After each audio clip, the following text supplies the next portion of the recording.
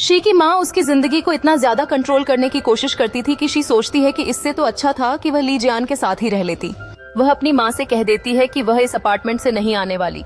She के पापा उसका साथ देते हैं, मगर वह अपनी पत्नी से डरते भी हैं, तो आखिर में वह पत्नी का ही साथ दे देते हैं। जाने से पहले शी की माँ उसे बहुत सारी सिविल सर्विस की किताबें देकर जाती है। रात को शी धीरे धीरे अपने घर की तरफ जाती है और अपने कमरे में चली जाती है। वह अपनी माँ की दी हुई सारी किताबें छुपाकर रख देती है क्योंकि उसे उनमें कोई दिलचस्पी नहीं थी। सुबह जब ली जियान उठकर लिंग शियाओ को देखती है तो उसे रात वाली बात याद आ जाती है और वह जल्दी से बाथरूम में छुपने के लिए जाती है, लेकिन वहाँ जाकर उसे बड़ा सरप्राइज मिलता है। शी वहाँ मौजूद होती है। ली जियान खुश भी होती है और डर भी रही थी कि कहीं शी वापस न चली जाए, क्योंकि उसने कहा था कि ली जियान उसके आने पर वापस चली जाएगी। जब ली जियान पूछती है कि क्या उसे अभी जाना होगा, तो शी कहती है कि उसने ऐसा कुछ नहीं कहा था, यह तो ली जियान ने खुद ही अपने आप से मान लिया था। यह सुनकर ली जियान के दिल को सुकून मिलता है। शी कहती है कि उसने सोचकर देखा लिंग शियाओ उसे पसंद नहीं करता था, इसमें उसकी कोई गलती नहीं है। शी कहती है कि मुझसे ज्यादा तो तुम उस घर में अजीब महसूस करोगी क्योंकि तुम दोनों भाइयों को धोखा दे रही हो।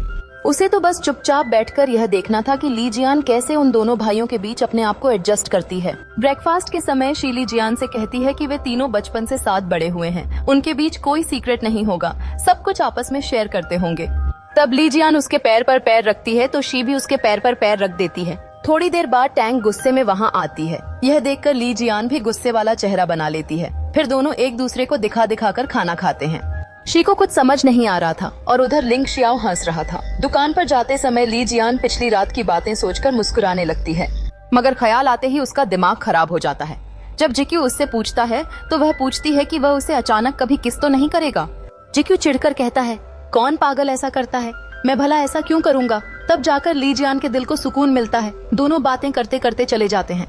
लिंग शियाओ शी से माफी मांगने के लिए उसे लंच पर बुलाता है और उससे ऑर्डर करने को कहता है। शी ने पहले कभी ऑर्डर करने का मौका नहीं पाया था, तो उसे नहीं पता था कैसे करना है। लिंग शियाओ उसे समझाता है और वह ऑर्डर करने के बाद बहुत कॉन्फिडेंट महसूस करती है।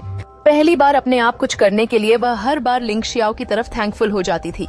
सिर्फ लिंग शियाओ ने ही उसे समझा था और आगे बढ़ने में मोटिवेट किया था। शी को लिंग शियाओ से कोई शिकायत नहीं थी। शी उसे समझती थी और लिंग शियाओ ने भी उसे अच्छे से समझाया था। बातों बातों में लिंग शियाओ पूछता है, तुमने कब से और क्यों मुझे पसंद करना शुरू किया था। शी उसे बताती है कि कब और कैसे। लिंग शियाओ यह भी एहसास करवाता है कि उसने उसे कभी प्यार नहीं किया। अगर करती तो फोन पर उसका हाल चाल पूछती, मगर उसने कभी ऐसा नहीं किया। वह बस ली जियान की ही बातें करती थी और कुछ नहीं।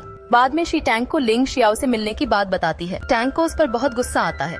वह कहती है कि ली जियान की सफलता पर ऐसे बोलती है जैसे वह उनकी कोई न हो। ली जियान बाहर से यह सब सुनकर जोर से दरवाजा बंद करके चली जाती है।